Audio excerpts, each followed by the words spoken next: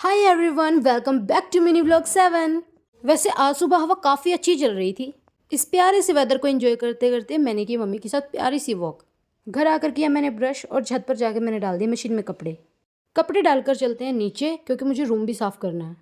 आज कपड़े भी वॉश हो गए, रूम भी क्लीन हो गया और घर के सारे काम भी कंप्लीट हो गए। बाद में मैं फ्रेश होने चली गई। आज मैं बहुत जल्दी फ्री हो गई क्योंकि आज कुछ खास करने को था ही नहीं, तो बस अपने फेवरेट कार्टून को देखते देखते किया अपना टाइम पास। चलो मिलते हैं कल, बाय बाय।